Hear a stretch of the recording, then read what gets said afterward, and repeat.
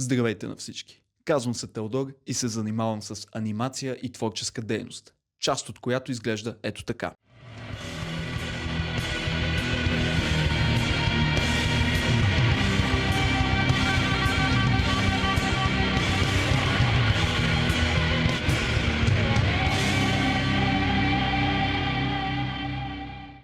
Откакто съм в художествената и творческа сфера, съм забелязал, че тя се дели именно на два типа хора. Единият от които представлява нещо такова. Здравейте, казвам се Петър, на 26 години съм, но прякорът ми е Петър Паркър, останал от студентските ми години. Завършил съм актьорско майсторство в един от най-престижните и развити на Балканския полуостров висши учебни заведения за актьорство и изкуства. В свободното си време съм рапър. Майка ми е казала, че съм музикален. Слънчо, не мисля, че мога да те запиша за курсове по свирене на хармоника. Нали вече ходиш на курсове по пияно, актьорство и рапиране? С баща ти трябва да плащаме вноска за кредита на апартамента. Но, мамо, никога не си ме подкрепяла. Не ме разбирайте погрешно, нищо му няма на Петър. Той е доста добър човек и е чудесен архетип, понякога обаче е хюмнет, защото Петър не може да създава. Петър няма концепцията и идеята. Той е един нарцис. Той възприема себе си като критик и няма собствено мнение. Мисли това, което му кажат. Дали защото учи в някакъв институт за изкуства и трябва да си спаси оценката, или защото просто го мързи, но в края на деня мнението му не е негово. Ако ти не се припознаваш като Петър, то имаме ни чудесни новини за тебе. Ти си създател. Откакто се занимавам с анимиране, съм чувал много въпроси. Свързани най-често с кога ще има тънките стени 3. Но има един друг въпрос, който доста често се среща в моите коментари. А именно, Тедо, каква програма да ползвам да създам анимация? С коя програма си правиш анимациите? Тедо, програмата. Има ли някакво значение това? Но все пак, ако се интересувате, ето ви един YouTube туториал, който обяснява перфектно абсолютно всичко. Сайдвам! Абе, не викай, бе! Сайдвам! Сайдвам, бе, мала буква, бе! Може би малко се отплеснахме, но това, което искам да ви споделя е, че всъщност не са ти нужни дадени програми и така нататък, за да реализираш идеята си. Те могат да ти бъдат чудесно улеснение, но дали са имали такова улеснение през 1908 година, когато един от първите анимационни филмчета излиза, дело на Емил Кол, френски илюстратор и аниматор. Филмчето проследява човече, което се разхожда и взаимодейства с други обекти, които се трансформират и се превръщат в най-различни неща, като например бутилка, чието бели контури се превъплъщават в цвете и после в слон. Някои от обектите създават сцени, запълващи черното пространство, в което главният персонаж съществува. В определени сегменти се забелязват и ръцете на автора, които също взаимодействат с анимацията, премествайки персонажа от едно място в друго. Цялата идея на филмчето е, че рисунката е жива. Не е имало анимационни филми до тогава. Имало е къси, ранни опити, като например хумористични фази на смешни лица на Блектън през 1906 година. Тогава анимационните филмчета са били новост. Не е имало книги, от които да се научи процесът за това. Емил Кол е гледал кадър по кадър този филм и го е изучавал, за да създаде своят. Докато филмчето на Блектън е заснето на статична черна дъска, върху която той рисува и трие, иновативното в процеса на Кол е, че се състои от първоначална картина на хартия, която се дублира в следваща с лека промяна. Това създава ефекта на движение. Секвенцията е отнела 700 рисунки и 3 месеца труд, които се равняват на 2 минути. Този метод наподобява модерната анимация, с която сме запознати. Затова може да кажем, че се счита, че Емил Кол е бащата на анимацията. Приятели, ученици, здравейте! Аз съм новия ви учител по носталгия и днес ще учиме как да печеме кюфтета и кебабчета по бавния пирамидалния метод и да не бързаме за никъде, а в същото време трябва и да ни е комфортно. Ще обхванеме 3 точки, по които ние трябва да следваме, за да направиме перфектната, носталгична и уютна скара. Ехо, събуди се, бе! Ставай, бе! Днеска ще правим анимация на хартия. Айде с мене. Взимай си химикалките, моливите или каквито други приспособления имаш за рисуване. И да се захващаме за работа. За целта да направим анимация върху хартия, ще са ни нужни няколко неща. Имаме ето тази тетрадка, която на пръв поглед е напълно обикновена. Важното е, ако вие ще го правите с тетрадка, да подберете такава с напълно бели листове. Нашата в случая е такава. Не е задължително да имате точно същата тетрадка за това нещо. Може да използвате кадастрон, може да използвате и обикновени листя 4, по-дебела хартия. Обаче, ако е по-тънка хартия, трябва да внимавате, понеже все пак, когато рисувате дали с маркер или фломастер, ще прозира от другата страна. За тази цел, понеже ние сме с тънка хартия, аз съм подбрал тънкописти. Съветвам ви все пак, ако вие желаете да и не сте толкова уверени в своята форма и рисуване, да използвате молив, който лесно може да изтриете и после след това да минете с химикалка или тънкописец. Добре, след като имаме тази тетрадка, ще обърнем по по-подобаващ начин, наподобяващ кадастрон, и за да я обездвижиме, за да не се движи както може да видите тук, ще използваме помощта на едно добро старо познато хартиено тиксо. Като ето това, например.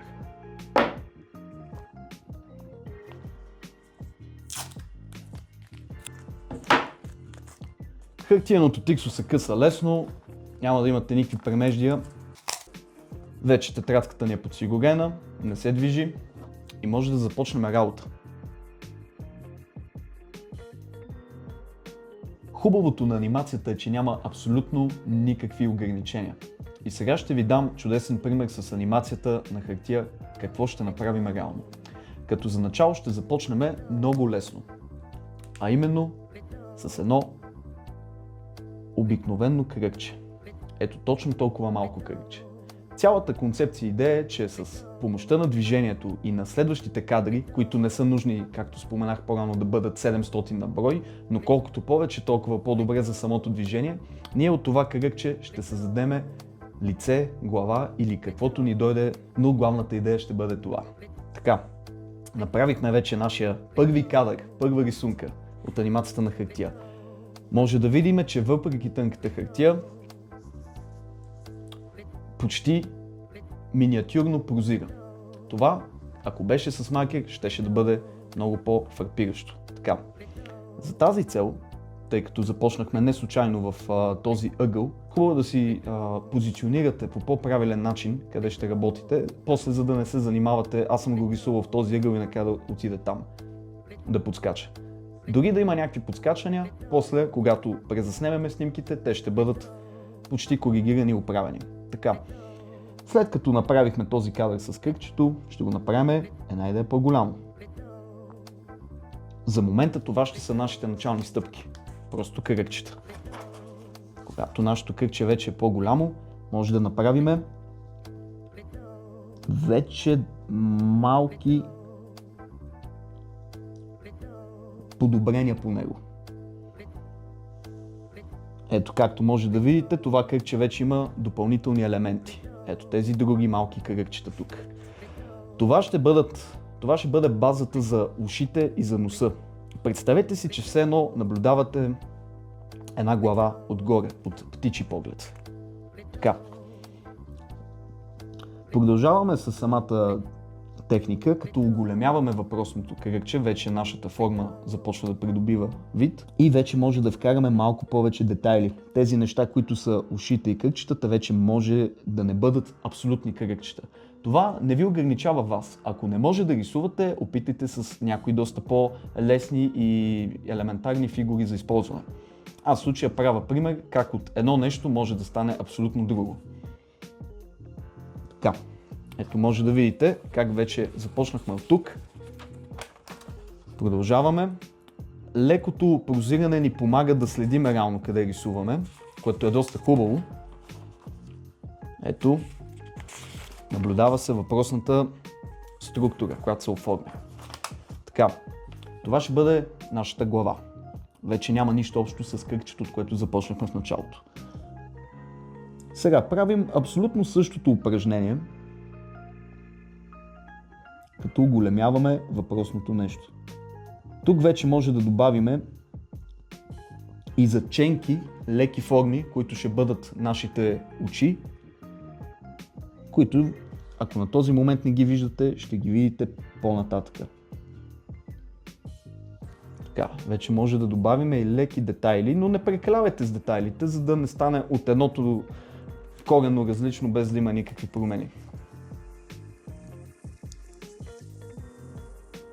Съвсем леки детайли отстраним.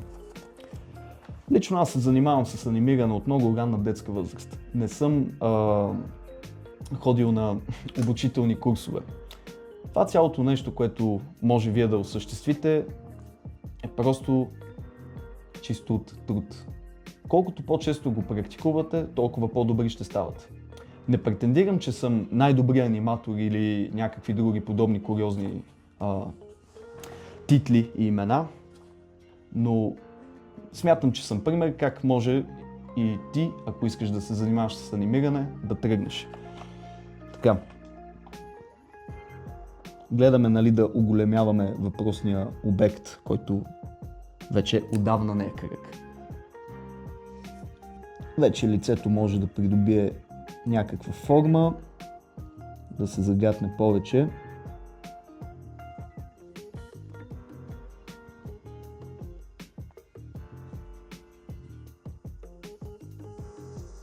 Вече може съвсем леко да направим някакви щрихи.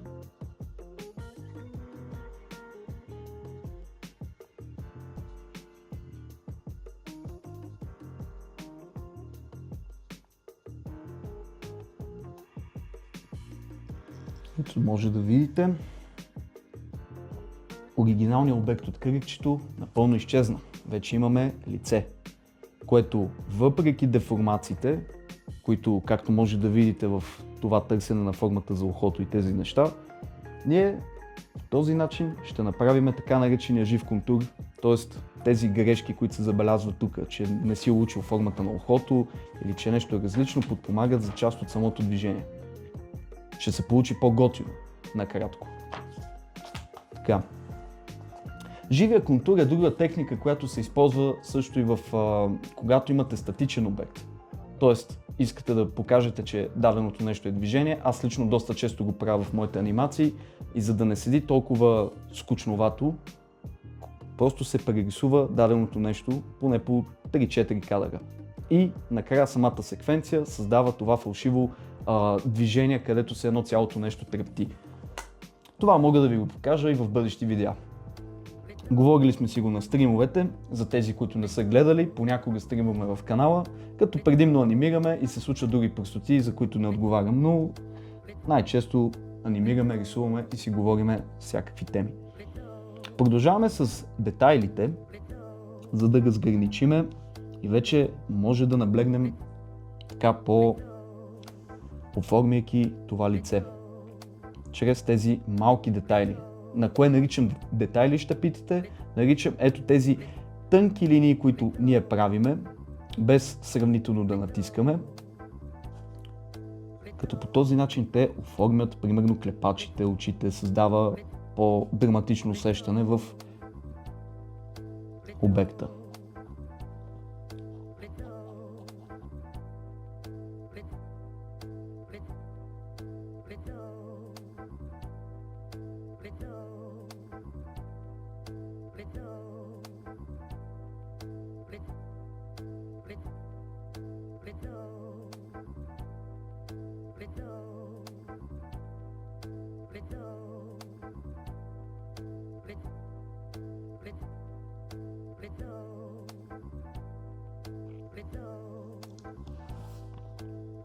Хубаво е, когато рисувате лице, да започнете винаги от носът или очите, или веждите.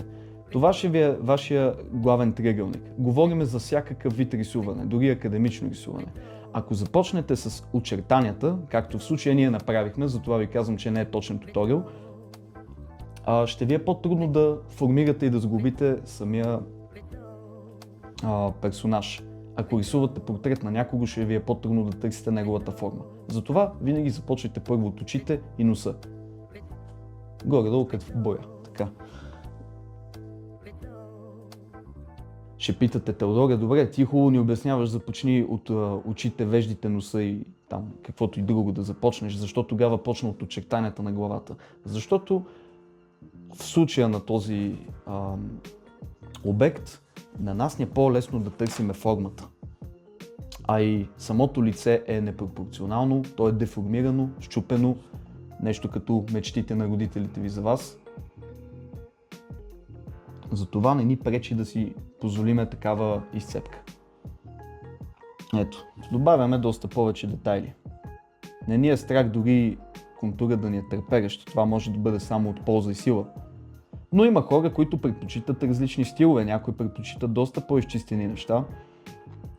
В случая аз правя горе-долу такива грозотии, които трябва да така им подхожда. Хубаво е, че понякога може да превърнеш твоите по-негативни качества да бъдат в твои плюсове, да характеризират нещо. Пак не могат да те ограничат. Едно от най-досадните неща на дадена анимация винаги за мен е бил липсинкът. Липсинк се нарича, когато анимираш устата да говори. Да, програмите за анимиране доста повече улесняват тези неща. Аз обаче не съм привърженик на тези дейности и практики. Съдейки по стилът на анимациите, който така съм си заформил, тези неща понякога стават от по-голям плюс. За сега в момента нека се фокусираме върху тази няма анимация на хартия. Вече забелязвате, продължаваме с детайлите доста добре. Сега това нещо, което сега ще направя, е доста важно да го отбележа. Когато рисувате лице, една от най-грубите грешки е да очертаете устата. Разбирам, че трябва да нарисувате, но идеята да нарисувате уста няма значение дали е за анимация или за каквото да е друго нещо. Е да направите следния номер. Правите си устата. Ето това ни е тази линийка, която е леко диагонална и кривнала. Добре, но да речем, вие искате да направите и устните. Устните са трудни за правене. Повечето хора очертават устните. Не го правете това. Седи грозно и показва, че малко нямате опит в това нещо. Не трябва. Много лесно може да промените това нещо. Давам ви пример. Единственото нещо, което очертавате, е нейната най-долна част. След като сте направили това упражнение за устата, т.е. тази долна линия подпомага и за брадичката. Това ви е най-сигурната форма, която очертавате. Няма смисъл да свързвате тези кадри и тези линии. Безмислено. Ще седи гадно. Затова обаче може да го направите с горната устна. Ето, подобна линия, по абсолютно същия начин и готово. Вече имаме уста, която не е очертана. Ако забелязвате, това го правех и на миналите, когато лицето се появи, но не ви го обясних, не ви обърнах внимание за него. Долната устна почти не се очертава, съвсем леко. Вече може да вкарате детайл и много лекичка светлосянка, която да бъде само в горната устна. Задължително само в горната устна. Така създава повече дълбочина, повече усещане. Така. Нека направим още няколко гънки. Смятам, че този кадър е доста готов, доста завършен. Продължаваме.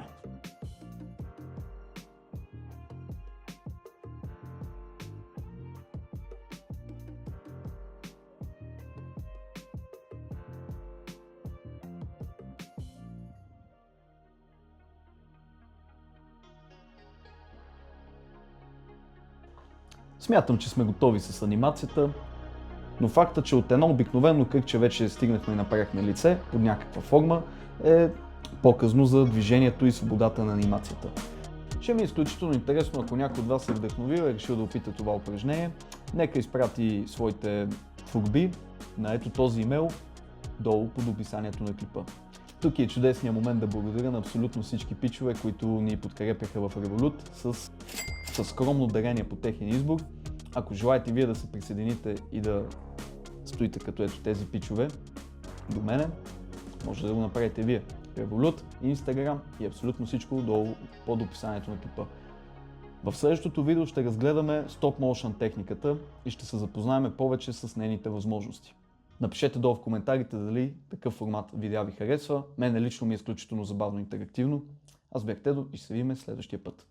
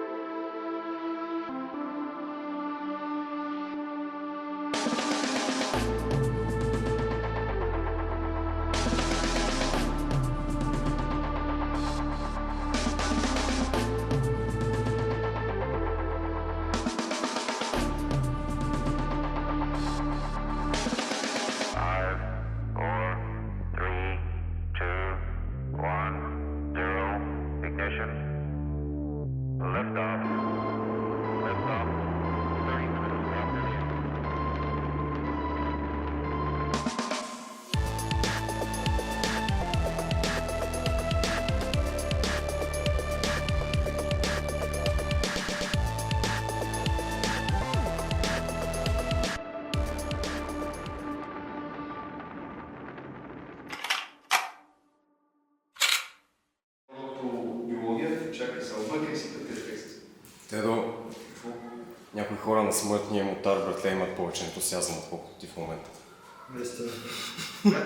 Все едно те изпитава госпожата по история да разкажеш по история. Ти искаш да подскачам ли? Ти гледал ли си ми видеята, брат?